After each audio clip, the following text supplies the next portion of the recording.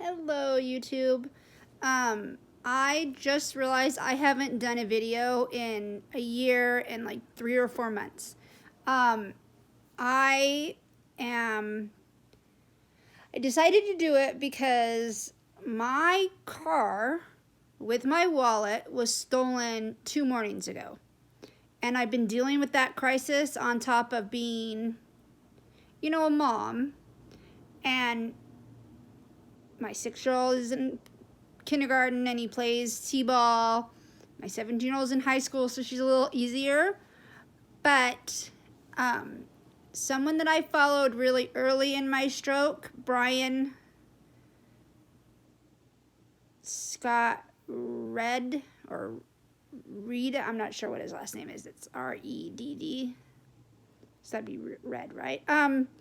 He did a video yesterday about like positivity and helping others when you can and not focusing on what you don't have, but focusing on what you do have. And his perspective in the beginning of my stroke journey really helped. And I was just telling someone yesterday, I believe in defining moments in our life, which Dr. Phil talks about all the time. I feel like, and most people, it's like I had my kids or I graduated college. Those are wonderful defining moments. They're happy defining moments. For me, I had a massive suicide attempt in 2010. That was a defining moment in my life. I started becoming the person that I wanted to be, regardless of what other people thought of me. I started living my life according to, I want to be able to sleep with myself at the end of the day. And that's what drives my decision making in almost every scenario. So I believe that was a defining moment. My stroke was most certainly a defining moment. And the two things I think that are my biggest deficits in life, like just character flaws, is I am a control freak and I don't like to ask other people for help. So, which is kind of what happened that led to my suicide attempt. I didn't learn that lesson with that. So I feel like my stroke taught me that. I couldn't do a lot for myself, so I had to ask for help. Number two, I couldn't control my health, my body, life. So it taught me that lesson that, okay, you're going to have to let go of the control just a little bit. So my car was stolen and I left my purse in my car with all my credit cards. I had cash, my driver's license, my key fob was, and my car wasn't locked because when I got out of my car on Tuesday night, my hand was full because I only have the use of this one hand. So instead of making a second trip outside to get my purse and lock my car, I was tired and I was like, it's going to be okay, right? It was not. I should have made the second trip. I should have pushed myself a little bit further to go out there and get it. Because I had control of that and I decided not to. It was a choice was made, not the right one, obviously. But asking for help and not being in control has been the epitome of things since that happened. My 6-year-old goes to kindergarten in the morning. I could walk there. Well, I don't want to walk there. It's a 40-minute walk for me because of how slow I walk. And my outside cane was in my car, so I don't want to walk up there to begin with. So I had to reach out to a member from church to ask her to drop him off at school. So I would have been so stubborn. I walked him to school yesterday. If I hadn't learned the lesson that sometimes you're going to have to ask for help. From my stroke, positive. I like to look for the positives that in a defining moment. It taught me a positive lesson about asking for help. And guess what? I'm out of control.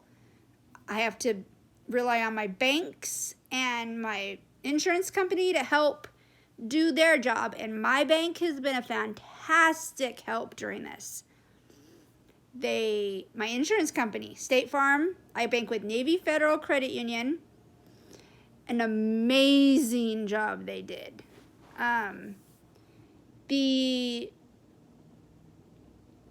State Farm, I've got my rental car already. As soon as I got my driver's license replaced, it was already set up for me. I went and I picked it up yesterday. I was without a car for 27 hours.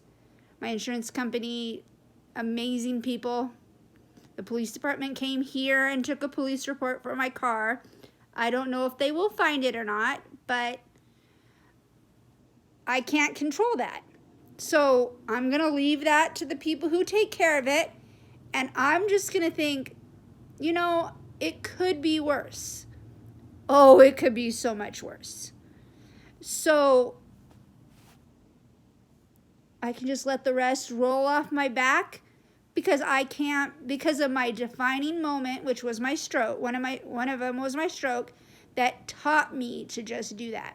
I don't sweat the small stuff. I realize your car being stolen isn't a small thing. I'm not trying to downplay anybody else who's had their car stolen.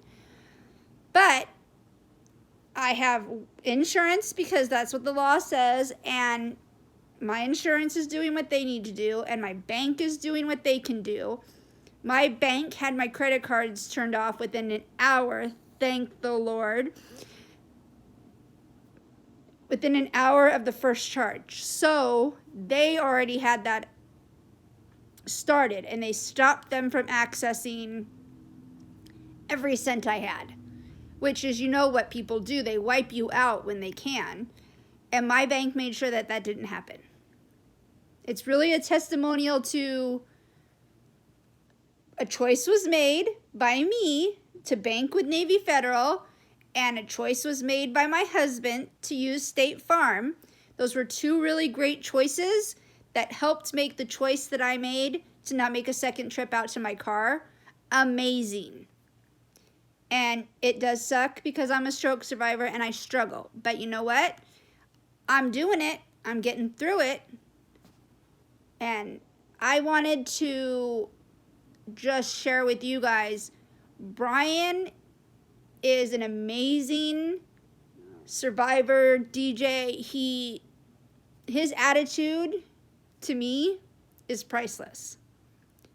And it really helped me and taught me a lot about how to look at things. The list of negatives is always going to be long, no matter what your situation is. But the list of positives isn't always just as great. And I have a great amount of positives. Just a great amount.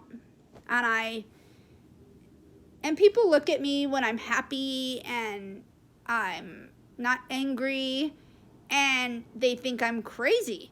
And it's like, anger isn't going to do me any good. All this extra stress, if I let it bother me, it's not going to be any good. Just remember that, guys, in the future. I hope everyone's doing amazing. There hasn't been any physical differences for me, except that I walk outside the house without the cane now,